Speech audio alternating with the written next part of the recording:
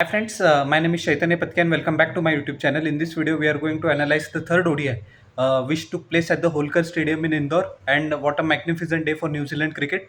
The first time in their cricketing history that they have won an ODI series in India. And the graph of Team India under Gautam Gambhir goes high, low, high, low. There is no in between. And unfortunately for him, this has to be categorized as a news low. We remember that in 2024. October November 2024, New Zealand thrashed us 3-0 at home, and now against the same opponent, just after a span of 13 months, we are losing an ODI series at home as well. So this doesn't augur well for the future of Indian cricket, and Gautam Gambhir has some serious thinking to do right now. The toss was won by Team India. As predicted, we chose to bowl first, which is usually the trend. Maybe India is the home team or the visiting team. They win the toss and they just choose to bowl first. And what a magnificent start actually the bowlers gave. Devon Conway was out for 5 runs in 4 deliveries with a solitary boundary. Harshit Rana took his wicket with Rohit Sharma taking a sharp catch. Henry Nichols was cleaned up by a beauty of a delivery by Harshdeep Singh the very first ball, and it looked that India were set 5 for 2. But afterwards, Will Young and Daryl Mitchell steadied the ship. Will Young unfortunately couldn't kick on to get a big score, 30 of 41 deliveries, but he looked in good touch, 5 boundaries and a solitary 6. His wicket was taken by Harshit Rana with Jadeja taking a simple catch.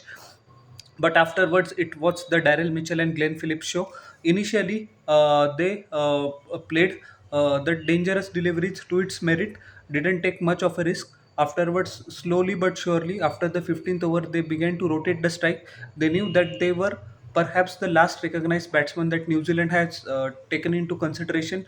It is almost a New Zealand B team, and the lower order after these two don't have much of an experience playing in the Indian conditions. And they rotated the strike, converted singles into twos, and put away the bad deliveries. What happened that Indian bowlers actually didn't have any answer to this. Initially, Shubman Gill thought by using Ravindra Jadeja in the middle overs and Kuldeep Yadav, we could stem the flow of runs, but that wasn't to be the case, and both played exceedingly well. Daryl Mitchell, 137 of 101 deliveries, strike rate in excess of 100, 15 magnificent boundaries along with 3 gigantic sixes. His wicket was taken in the end by Arshdeep Singh with Kuldeep Yadav taking the catch, but by then the damage had already been done. He found an extremely able ally in Glenn Phillips, who scored 106 of 88 deliveries with 9 boundaries and 3 sixes. Arshdeep Singh once again accounting for his wicket, and it is Glenn Phillips' first ODI 100 in India. What a special moment for him, and he has been in good form throughout the last 6 months for New Zealand. If you analyze his innings in white ball innings, very unfortunate that he couldn't get on to a big score, but what a moment he chose to turn up. Mitch had 2 of 6 deliveries. Kuldeep Yadav's lonely wicket LBW. Fox with a solitary boundary 10 of 8. His wicket was taken by Arshdeep Singh, his third of the night, with Kuldeep Yadav taking his third catch of the day as well. Christian Clark, the lower order batsman, one boundary, one sixes, little bit of a good cameo. 11 of 5 deliveries. He was cleaned up by Harshit Rana, and Kylie Jamieson was not out on 0 of 0 deliveries. 8 extras were considered by the Indian bowlers. Arshdeep Singh, 10 overs, 1 maiden, 63 and 3 wickets. Very good at the start, but he wouldn't be happy with his performance at the death. Harshit Rana went for plenty despite the fact of taking 3 wickets, and Harshit Rana has to realize that he needs to develop variations. He need to apply his mind that when to use these variations, right? He has taken 3 wicket, but he has considered 84 runs, so no use of that. Siraj, 10 overs, 43 runs, 1 wicket, the lone bright spot for the Indian bowling today. Nitish Kumar Reddy tried to stem the flow of runs, but very unfortunate. He also couldn't do that. 8 overs, 53 runs, no wicket.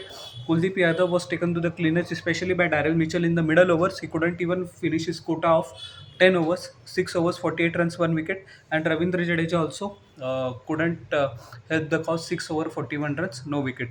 Team India chasing a target of 338, which is not impossible, mind you, taking into consideration the short boundaries. Indore has either side of the wicket and a flat pitch, but Rohit Sharma once again out of touch in this series. That happens, but third consecutive innings without a 50. His critics will start ringing the alarm bells, although I don't think there is need to reach any conclusion right now. 11 of 13 deliveries with a couple of boundaries, Fox taking his wicket with Christian Clark taking a simple catch. Shubman Gill also looked in magnificent touch before getting out. Been that kind of a series for him. Couldn't get on to score big runs. 23 of 18 deliveries with 4 boundaries. He was cleaned up though by a Jaffer of a delivery by Kylie Jamieson. We have to give him credit for that. Shreyas Iyer, 3 of 10 deliveries. Once again, Christian Clark accounting with his dismissal with Zachary Fox taking a simple catch. Ravindra Jadeja, 12 of 16 deliveries. Lennox taking the catch. Lennox taking his wicket, I beg your pardon, with Ravindra Jadeja taking a simple catch. Mohammad Siraj, 0 of 1 deliveries. Fox taking his wicket, with Mitch Hay taking the catch. And yeah, the innings complete. Indian innings highlights was the batting of Virat Kohli, 124 of just 108 deliveries, 3 massive sixes along with 10 boundaries, rotated the strike, converted ones into twos, took the Indian lower order into confidence. And Harshit Rana also played a great hand, 52 of 43 deliveries. He's been trolled needlessly for his bowling, but we have to appreciate his batting. We have to remember in a T20, he also scored 35 runs, useful contribution in the first one day as well, which resulted in India's win. Otherwise, we could have lost the series 3-0. Who knows? So, one positive aspect of the series is the emergence of Harshit Rana as a capable lower order batter. We have to give credit to Virat Kohli as well. Very unfortunate that he couldn't finish it off, and he was the last wicket to fall off. His wicket was taken by Christian Clark with Darrell Mitchell taking a simple catch, and quite fittingly, he was adjudged the player of the series for his magnificent 200s as well as player of the match. And Kuldeep Yadav, 5 of 3 deliveries, 1 solitary boundaries. He was run out by Glenn Phillips. Arshdeep Singh, a solitary boundaries, 4 runs in 2 deliveries. He was not out. 8 extras were considered by the Kiwi bowlers. And Nitish Kumar Reddy also played a good hand, 53 or 57 deliveries. Just when it looked that Nitish Kumar Reddy and Virat Kohli are going to take India over the line, unfortunately Nitish Kumar Reddy lost out, and it was all over from then on. Despite the fact of Virat Kohli's heroics, wicket of Nitish Kumar Reddy was taken by Christian Clark with William taking the catch. The bowling figures for the Kiwi bowlers: 9 overs, 58 runs, 1 wicket. For Jamieson, 9 overs, 77 runs, 3 wickets.